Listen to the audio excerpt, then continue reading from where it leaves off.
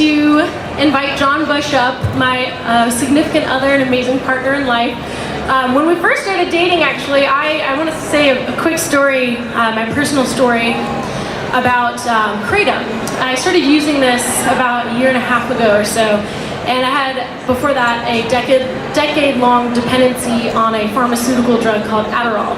It's really hard for me to talk about it. I haven't really ever in public before, but it was really a hard time in my life. It had a lot of negative ramifications. And I started using Kratom, and I'm now very, very pleased to say that for the last year I've been Adderall free. And I would say in many ways it's healed me, it's healed my spirit and my soul. And I'm just really excited for you all to learn about the benefits of Kratom, because it's a miracle plant and it's really amazing. So, that being said, John Bush is a radical activist, entrepreneur, and father of two amazing children, and he's based in Austin, Texas. Since 2002, he has worked hard to create a more free and peaceful world. John operates a high-quality Kratom and CBD company called Brave Botanicals. In addition to offering high-quality plant medicine, Brave Botanicals also educates the public about natural remedies and furthers health freedom in America. Please join me in welcoming John to the stage.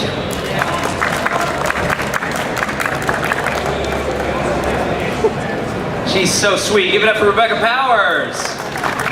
Super proud of you for kicking the Adderall. Papa! My name is John Bush, and I'm super excited to be here with you today to talk about something that I am extremely passionate about, and that is the remedy known as Kratom. Raise your hand if you're familiar with Kratom in the audience. All right. Raise your hand if you take Kratom. Cool. All right. I'm in good company. So I'm just going to start from the beginning. I'm going to relay some personal stories about this plant and some inspiration along the way. I'm going to share why people take Kratom, and I'm also going to talk about why the government wants to ban Kratom, because it is a threat to the pharmaceutical companies, and there's a nasty revolving door that takes place between big pharma and big government. So Kratom is a member of the coffee family, although it has no caffeine. It's made from the powderized leaves of the Kratom evergreen tree, which is grown primarily in Southeast Asia. It's been used for centuries in Southeast Asia as an herbal folk remedy. Day laborers would use it to take the edge off whenever they would get off of work. They would use it when they would have achy feet in the fields.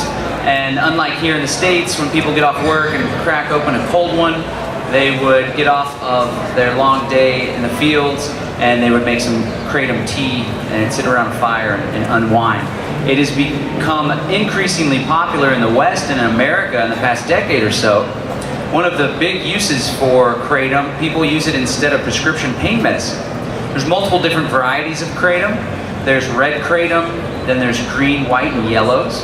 The red varieties tend to be really good for pain. A lot of people use them for chronic pain, and they have more of a sedative effect. The green and white varieties tend to be a little more energetic and uplifting, and they help people with mental focus, with stress and anxiety. I personally discovered Kratom a few years ago. I used to operate a bookstore called Brave New Books, which was down there by UT campus. And one of my good friends sold Kratom, and we sold it in the store. I hadn't tried it. I was vaguely familiar with it. And then another friend started selling it, and around this time in 2016, the Drug Enforcement Agency decided, hey, maybe we should ban Kratom and add it to Schedule 1, along with heroin and cannabis of all things. Every time I describe that, I'm like, yeah, they wanted to add it along with heroin and cannabis, woo, right? And so that really piqued my interest as a activist and someone that has always been a proponent of health freedom. I was like, man, if the government wants to ban this, there must be something special going on here. And so at that time, I decided to try it myself. And the first time I took it, I was just kind of using it to maybe check it out recreationally, see if it could help take the edge off. And the first time I tried it, it was awesome. I was like, wow, this feels really great. Didn't really think much of it, continued to sell it. And when the government tried to ban it, actually, that's when our business and our sales really took off. My buddy Emilio was there in the back row. Give it up for Emilio! Yeah, through thick and thin, this guy. So the government tried to ban it, and now all of a sudden everyone's like, what the heck is Kratom? Also, a bunch of vendors, they basically closed their doors out of fear of being raided by the government, because it reached a point at the end of 2016 when it basically could have been banned at any time.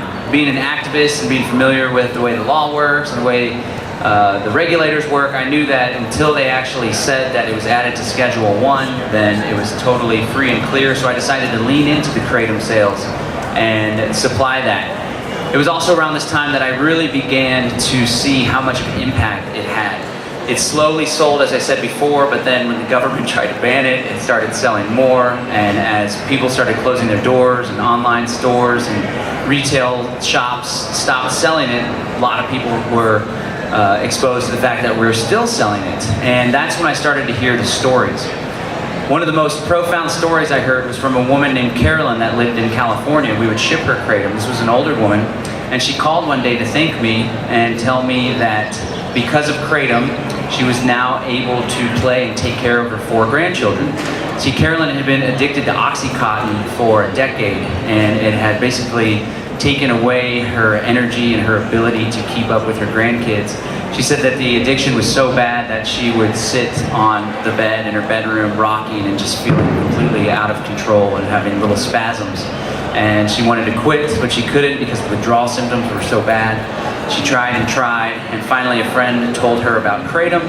She ordered some and tried it, and she was able to quit the Oxycontin completely and had little to no withdrawal symptoms. And she called me on the phone and was so grateful, and just hearing that story really struck a nerve with me because I was beginning to see firsthand. I'd learned about Kratom, I knew what it was all about, I tried it for myself, but it wasn't until I started seeing the profound impact that it had on people's lives that I really decided that this was something I need to lean into.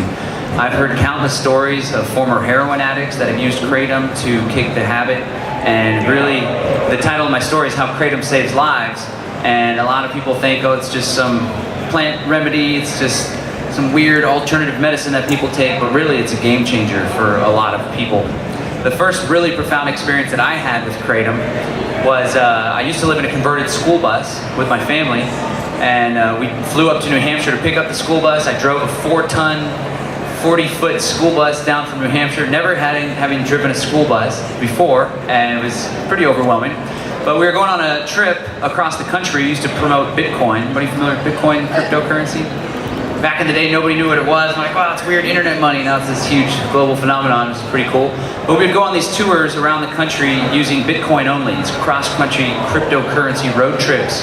And I was wearing a lot of hats. I was a father with my 2 kids. I was the school bus driver.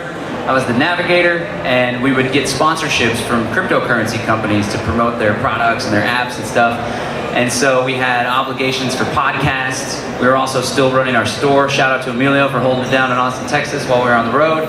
And basically it was really stressful because we had a lot of stops, we had a lot of obligations. I had to keep driving the bus 8 hours at a time sometimes, and back at home there was bills that needed to be paid, and there was obligations that we had for our sponsors. We still had to record the podcast, produce the podcast, upload the podcast, keep the kids happy, keep the kids fed, not lose our minds. And I started to lose my mind. And I recall this one time when I was driving and I was feeling so stressed out because I was behind on a couple bills. We hadn't done the sponsorship advertisement we needed to do, and we were still on the road for another few hours. And I started to get anxiety to the point where I had tightness and pain in my chest. And this wasn't a normal phenomenon that would happen to me, and I was a little bit worried. So I thought, hey, I have some Kratom in the back of the bus. So I was just thinking that Outkast song, what's that stuff? Got that Kratom in the back of the bus.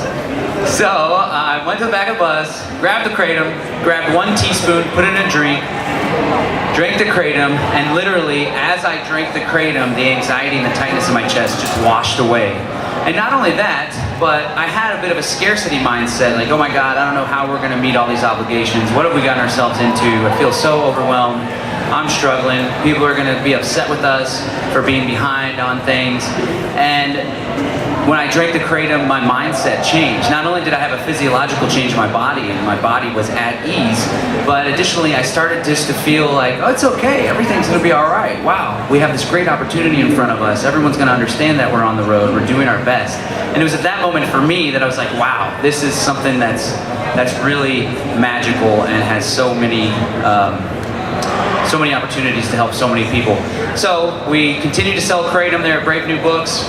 Unfortunately, our landlord decided not to renew our lease, and I decided to lean into the Kratom business full time. And we have myBraveBotanicals.com. It's our website. It's a retail store.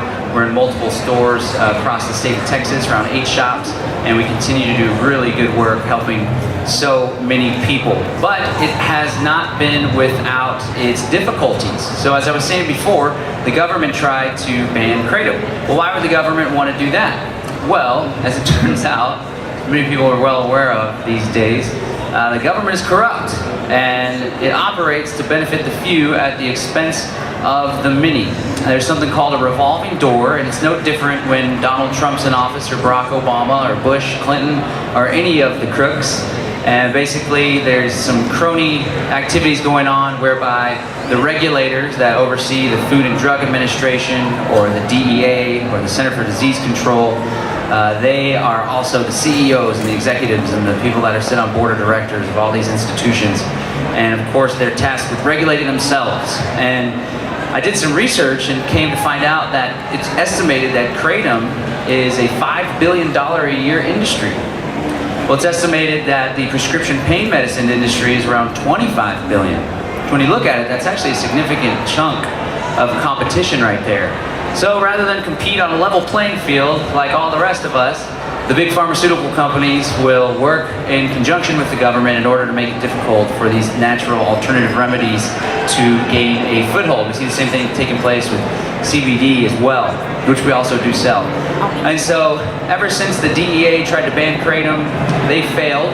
There was a mass uprising of Kratom users, and I believe because Kratom has such a profound impact on people's lives that people are willing to make the phone calls to their congressmen, they're willing to stand up, they're willing to march.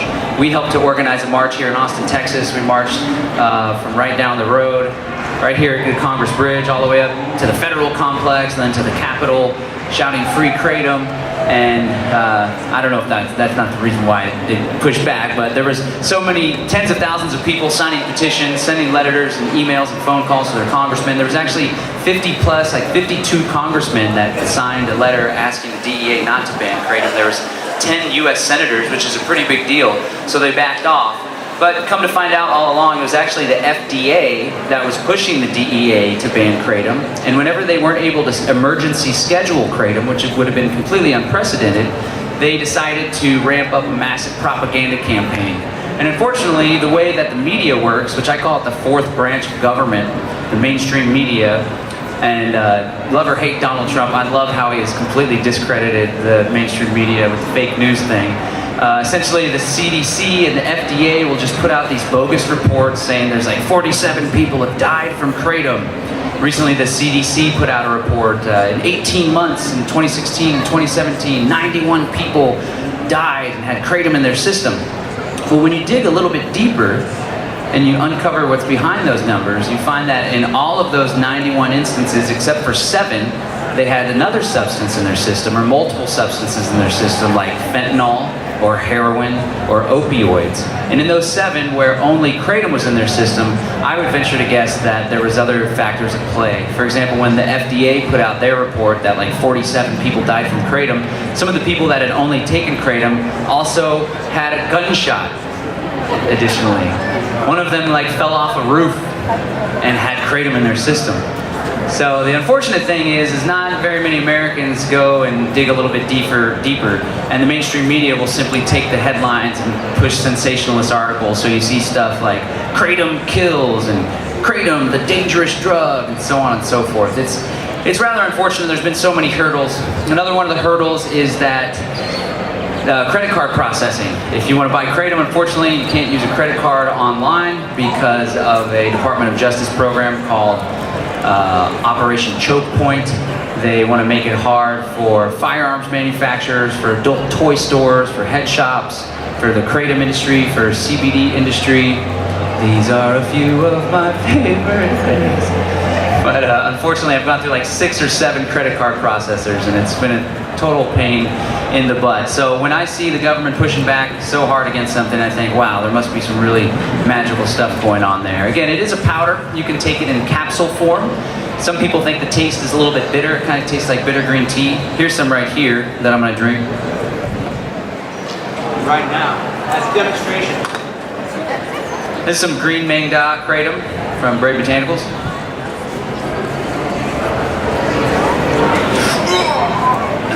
It's about to take an incredible Hulk on you guys.